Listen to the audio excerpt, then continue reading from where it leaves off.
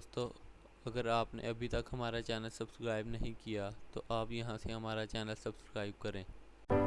بھارت میں دنیا کے سب سے بڑے سر والے بچے کے مختلف آپریشن اور سرجریاں جاری ہیں۔ اس بچے کا ایک بیماری کے باعث غیر معمولی حد تک بڑا ہے۔ 7 ماہ کی عمر کے اس بچے کو ہائیڈروسیفلس نامی بیماری لاحق ہے، جس میں کھوپڑی میں پیدائش کے وقت یا فوراً بعد پانی بھر جاتا ہے۔ بیماری کے باعث اس بچے کے سر کا حجم لگ بھگ ایک تربوز جتنا ہو چکا ہے۔ اب تک اس بچے کے سر سے 4 لیٹر کے قریب مائع بذریعہ آپریشن نکال چکے ہیں۔ بچے کا علاج کرنے والے ڈاکٹرز کا کہنا ہے کہ بچے کے سر میں 5.5 لیٹر مائع موجود تھا، جو مختلف مرحلوں میں آپریشن کے ذریعے نکالا جا رہا ہے۔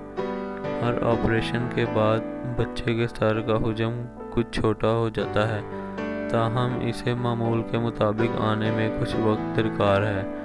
انہوں نے بتایا کہ بچے کا دماغ بھی آہستہ آہستہ بہتری کی طرف گامزن ہے اور اپنے تمام افعال انجام دے رہا ہے۔